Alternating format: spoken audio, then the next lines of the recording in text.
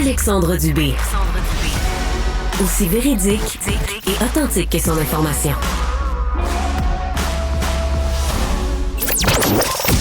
Les drôles se font troller. Avec Jean-Denis Scott. Jean-Denis, la nomination de Geneviève Biron à la tête de Santé Québec, ça continue de faire jaser. Oui, ça a été annoncé mercredi après-midi pour cette nouvelle Top Gun. Je trouve que le ministre de la Santé, Christian Dubé, a raté une belle occasion de faire un point de presse un peu plus grandiose. Point de presse, dans le fond, à l'image de notre système de santé au Québec. Mesdames et messieurs, la nouvelle pilote de notre système de santé, Geneviève Biron.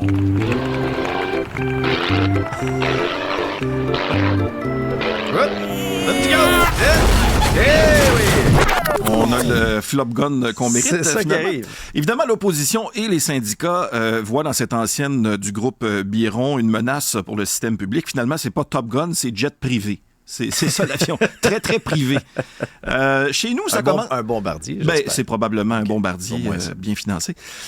Chez nous, ici, à Montréal, ça commence à chauffer dans un autre dossier, celui de l'Université McGill, où il y a des manifestants pro-palestiniens qui se sont installés dans des tentes. D'ailleurs, on songe renommer le campus de l'Université McGill le camping de l'Université McGill.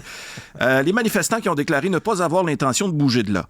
Au début, on les prenait un petit peu à la légère, mais on me raconte que c'est après avoir aperçu 3 manifestants en train de se creuser un sous-sol dans leur tente que la ville a pogné le goût d'appeler la police un tout petit peu. On va bouger. Effectivement. Puis là, pendant ce temps-là, chez nos voisins du Sud, ça brasse aussi, en fait pas mal plus qu'ici. La police de New York est passée à l'action avec force hier soir à l'Université Columbia pour déloger les manifestants pro-palestiniens qui se barricadaient, il faut dire, dans un des bâtiments depuis la nuit précédente. Il y a plusieurs dizaines de manifestants qui ont été escortés vers les autobus de la police. Maudite chance que c'est pas arrivé à Laval, parce que ça aurait pris un maudit paquet de Mustang électriques de police pour sortir tout ce monde-là de là. J'ai aussi beaucoup ri quand j'ai lu la déclaration de Donald Trump qui disait « Joe Biden doit faire quelque chose contre ces agitateurs ». Donc, Donald Trump qui dénonce des gens qui sont entrés de force dans une institution américaine. Ça me rappelle un souvenir. Oui, mais c'est un peu le monde à l'envers dans ce cas-là. D'ailleurs, Donald Trump, à qui on associe une potentielle colistière, Kristi Noem, qui a admis dans un livre qu'elle avait tué par balle son chien d'1 an à peu près parce qu'il était indomptable. Ah, c'est rassurant. Oui, alors c'est confirmé, son chien est mort. D'ailleurs, moi... Être Trump, je serais un petit peu inquiet, évidemment, de me tenir proche de quelqu'un qui tire des indomptables. Parce que dans ce cas-là, c'est pas... En tout cas, j'aurais la chienne. C'est le cas de dire, oui, effectivement. Et là, parce qu'on parle d'animaux, parlons de Montréal. On revient ici, qui va s'attaquer à la surpopulation de cerfs. C'est un sujet sensible, ça. Effectivement, ça, c'est dans l'est de l'île dès l'automne. Encore une fois, on a des façons assez paradoxales de traiter nos animaux au Québec, n'est-ce pas? Le caribou de Charlevoix. Il faut le protéger.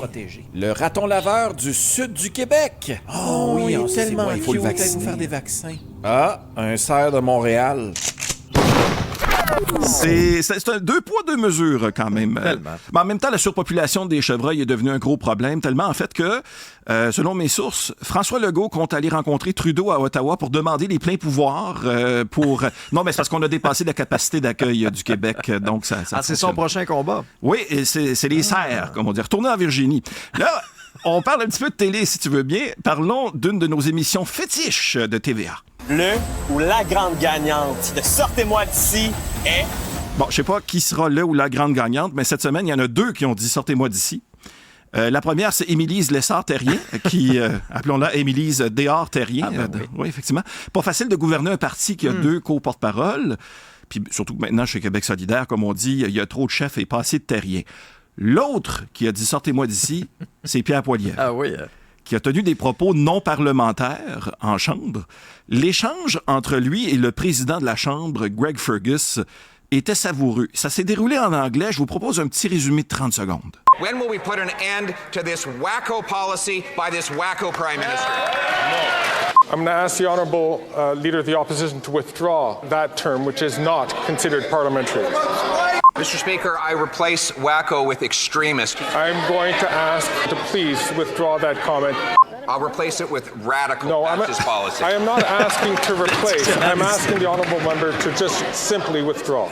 Mr. Speaker, I replace the word wacko with extremist. I order you to withdraw from the House and from any participation C'est comme quelqu'un qui n'est pas capable de trouver le bon mot au Scrabble. C'est un peu spécial. Bon, écoute, là, c'est en anglais, c'était la version originale. Pour comprendre toutes les subtilités, c'est pour ça qu'on a entendu l'anglais original, je vous propose, évidemment, puisqu'on est, on est dans un pays très bilingue, comme dirait notre premier ministre, voici la version avec traduction simultanée. Quand allons-nous mettre un terme à cette mesure de fou d'un premier ministre de fou? Je demande à l'honorable chef de l'opposition de retirer ce mot qui est considéré comme non parlementaire. Mr. Speaker, I replace wacko with extremist. Va donc chier. Qu'est-ce que tu m'as dit, toi?